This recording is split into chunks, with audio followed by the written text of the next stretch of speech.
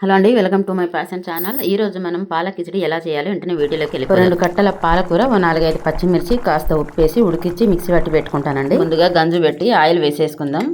Oil వేగాక దాంట్లో వేసేటి పోపు సామానాన్ని వేసేసుకుందాం. జీడిపప్పు వేసుకుంటాం. ఆయిల్ పోసుకుందాం. అది వేడైన తర్వాత జీడిపప్పు వేసేసుకుంటాం. నెక్స్ట్ పచ్చిమిర్చి వేసుకుంటున్నాం.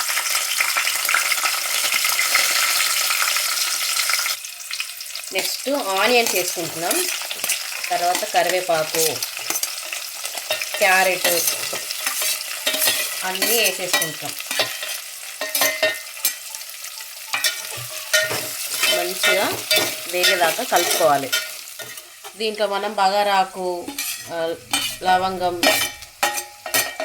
దాల్చిన చెక్క, సాజీరా ఇవన్నీ వేసేసుకొని అన్నీ కలిపేసుకుంటున్నాం. వేగాక మనం అల్లం వేసుకుందాం.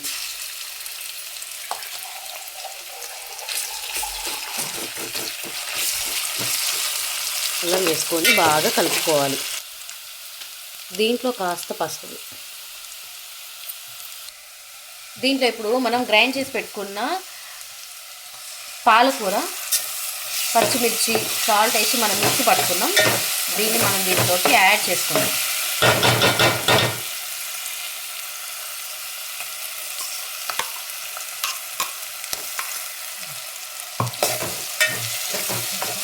దీన్ని ఇప్పుడు మంచిగా కలుపుకోవాలి. తర్వాత వాటర్ యాడ్ చేసుకోవాలి.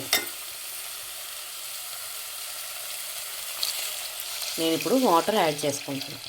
1 గ్లాస్ వాటర్ వేసుకున్నాను. మళ్ళీ ఇంకో హాఫ్ గ్లాస్,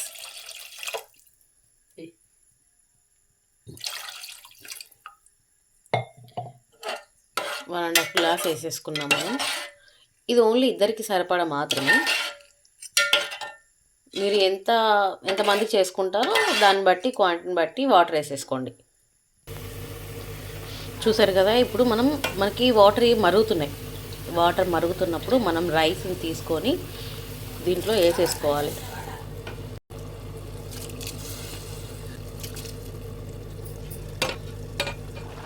ఈ మరిగే దాంట్లో కంప్లీట్గా రైస్ వేసేసుకున్న తర్వాత మనం మళ్ళీ కొద్దిగా సరిపడా ఉప్పు వేసుకుందాం. బాగా కలుపుకొని కాసేపు అయ్యాక మూత పెట్టేసుకుంటే ఉడికేస్తుంది. అప్పుడు రైస్ అయిపోతుంది. రైస్ అయితే అయిపోయింది. ఒకసారి ఉడికించలేదు, ఉడికేసిందండి. మన పాలకూర రైస్ అయిపోయింది. మనం దీన్ని కాస్త ప్లేట్లోకి తీసుకుందాం. చూసారు కదా, పాలకూర రైస్ అయిపోయింది. ఇంత అద్భుతంగా వచ్చింది. నేనైతే వేసేసుకున్నాను. నాకు తినాలని చాలా ఆతృతగా ఉంది. మీరు కూడా ఇలాగే తయారు చేసుకొని తినేసేయండి. చక్క లైక్ చేయండి, షేర్ చేయండి, సబ్స్క్రైబ్ చేయండి, కామెంట్ పెట్టండి. Bye. Thank you for watching my videos.